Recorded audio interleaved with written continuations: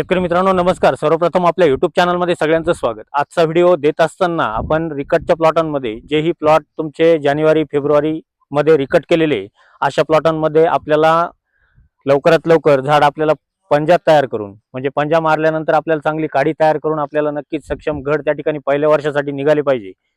आणि आपण ते कशा पद्धतीने आपण त्याला कामकाज केलं पाहिजे. सुरुवातीचे तुमचं रिकट केल्याच्या नंतर एक साधारणतः एक तुम्ही जर बघितलं असेल तर 1 ते 1.5 फुटापर्यंत आता शेंडा त्याचा चालू झालेला आहे आणि कमकुवत पद्धतीचं खोड त्या ठिकाणी आहे, परंतु यालाच आपल्याला सक्षम कसं करता येईल आणि त्याचबरोबर हा शेंडा आपल्याला लवकरात लवकर कसा वरती नेता येईल या संदर्भात आजचा व्हिडिओ आपण या ठिकाणी बनवत आहोत. आता हा व्हिडिओ बनवण्यापूर्वी दादा तुमचं नाव गाव आणि मोबाईल नंबर सांगायचं. सोमनाथ भाऊराव गारे, खानगाव 97 630 761 42 हा माझा नंबर आहे.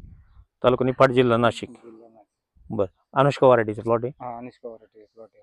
बरं, आता लक्षात घ्या, कामकाज करत असताना आपल्याला त्याला बेसल डोस देणं गरजेचं असतो. मी तुम्हाला प्रत्येक शेतकऱ्यांना सांगितलेलं आहे की आपण प्लॉट रजिस्टर करत असताना माती परीक्षण करून घ्या.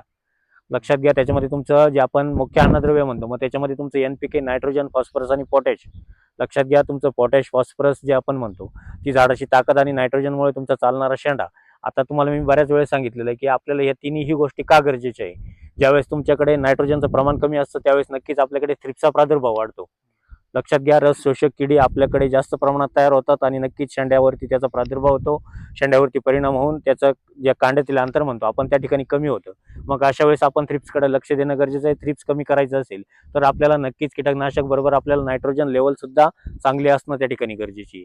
त्याचबरोबर आपल्याला जे फॉस्फरस म्हणतो आपण, फॉस्फरसच्या कमतरतेमुळे तुम्हाला नक्कीच झाडामध्ये पिवळेपणा आणि महत्वाचा मुद्दा की आपल्याकडे त्याच्यामुळे रोगांचा प्रादुर्भाव वाढतो. मग तुमच्या डावणीसारखा रोगांचा प्रादुर्भाव त्या ठिकाणी वाढतो. ज्यावेळेस तुमच्याकडे ढगाळ वातावरण असेल, पावसाळी वातावरण तयार होतं, बऱ्याच वेळेस दव पडतं, अशा वेळेस आपल्याकडे डावणीचा प्रादुर्भाव वाढतो. आणि राहिला तुमचा पोटॅशची डेफिशियन्सी, जर पोटॅशची डेफिशियन्सी असेल तर पानांच्या वाट्या होणं, त्याचबरोबर भुरीचा प्रादुर्भाव तुमच्या दांड्यावरती तयार व्हायला सुरुवात होणं आणि नक्कीच जर आपल्याला ते खोडामध्ये भुरीचा प्रादुर्भाव वाढला तर आपल्याला नक्कीच पुढे जाऊन त्या ठिकाणी अडचणी येतात. काडी आळण्याचा प्रादुर्भाव त्या ठिकाणी होतो, काडी त्या ठिकाणी आळत नाही आणि मग आपल्याला ड्रिपच्या माध्यमातून आपल्याला त्या ठिकाणी बुरशीनाशकाचा वापर त्या ठिकाणी करावा लागतो.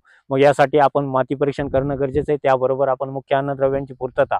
मग आता आपल्याला या स्टेजला आल्यानंतर आपण कोणते डोस दिले पाहिजे. लक्षात घ्या, मायक्रोन्यूट्रिएंट सुद्धा आपल्याला तितकेच गरजेचे असतात. जे आपण दुय्यम अन्नद्रव्य म्हणतो त्याची सुद्धा आपल्याला त्या ठिकाणी गरज असते. मग त्याच्यामध्ये तुमचं कॅल्शियम असेल, मॅग्नेशियम असेल, सल्फर असेल, याची सुद्धा आपल्याला जमिनीच्या प्रतवारीनुसार माती परीक्षणाच्या अहवालानुसार आपल्याला त्याची पूर्तता करणं गरजेची आहे.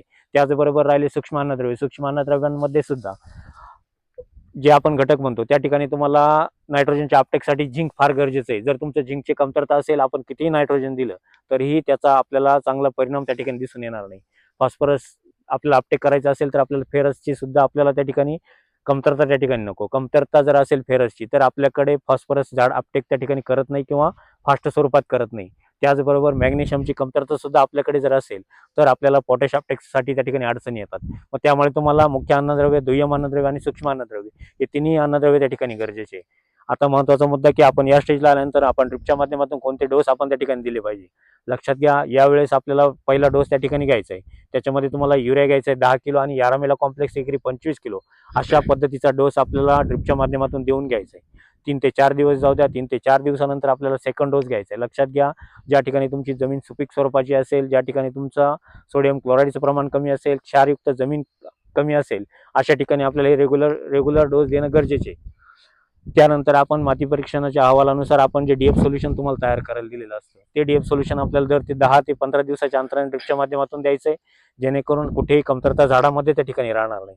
त्याचबरोबर आपल्याला तिसरा डोस आपल्याला त्या ठिकाणी ड्रिपच्या माध्यमातून द्यायचा आहे.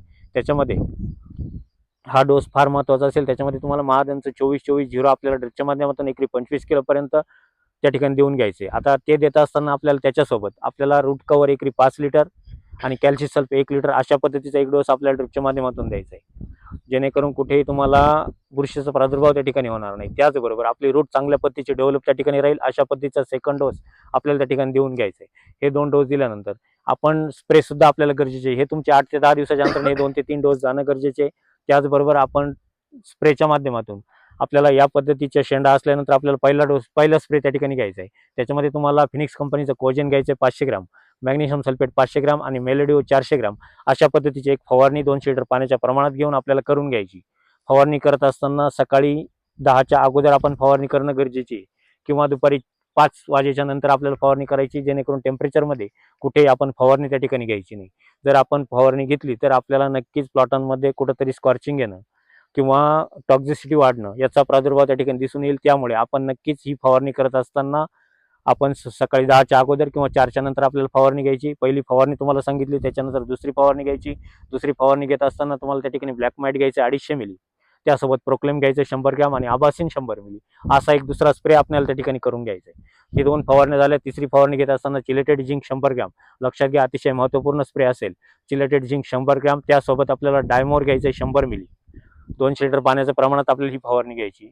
झिंक घ्यायचं 100 ग्रॅम, डायमोर घ्यायचं 100 मिली, त्याचसोबत आपल्याला बुरशीनाशक एंट्राकॉल 500 ग्रॅम, अशा पद्धतीची एक फवारणी आपल्याला करून घ्यायची. त्यानंतर स्कोअर 100 मिली, कराटे 200 मिली आणि ॲक्ट्रा 100 ग्रॅम, अशी तिसरी फवारणी आपल्याला करून घ्यायची.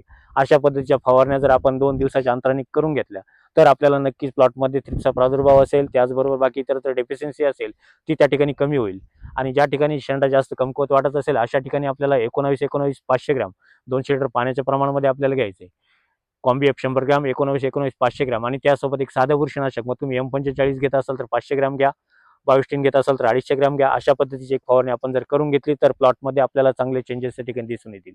आता हेच नियोजन करत असताना आपण साधारणतः आपला पंजा आपण कुठं मारला पाहिजे किंवा कुठपर्यंत आपण त्याची नियोजन केलं पाहिजे, त्याचबरोबर आपण ओलांड्याचं अंतर किती घेतलं पाहिजे, या संदर्भातचा वेगळा व्हिडिओ तुमच्यासाठी येत्या 2 ते 3 दिवसामध्ये नक्की आपला देण्याचा प्रयत्न असेल. आता लक्षात घ्या, जेही शेतकरी प्लॉट रजिस्टर करताय, याच्या अगोदर बऱ्याच शेतकऱ्यांनी प्लॉट रजिस्टर केले. आज असंख्य शेतकरी प्लॉट रजिस्टर करताय. आपले एम्प्लॉय प्रत्येक ठिकाणी जाण्याचा त्या ठिकाणी प्रयत्न करतात, प्रत्येक ठिकाणी पोहोचण्याचा प्रयत्न करतात आणि नक्कीच आपण वेळोवेळी त्यांना शेड्यूल देण्याचा आपला त्या ठिकाणी प्रयत्न असेल.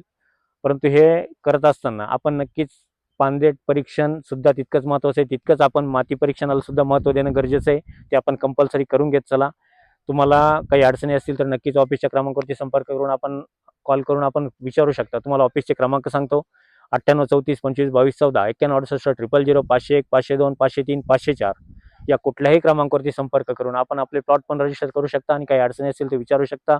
त्याचबरोबर आपले जे तुम्ही व्हिडिओ बघता, मग तुमचं फेसबुक पेज असेल, इन्स्टा आय डी असेल, यूट्यूब चॅनल असेल, या कुठल्याही चॅनलवरती जाऊन तुम्ही फॉलो करू शकता. आणि नक्कीच अशाच पद्धतीचे नवनवीन व्हिडिओ चॅनलला नवीन कायमस्वरूपी असतात. त्यामुळे नक्कीच कोणी चॅनलला नवीन असेल तर नक्कीच चॅनलला सबस्क्राईब करून घ्या. व्हिडिओ आवडत असेल तर लाईक करा, शेअर करायला विसरू नका. धन्यवाद.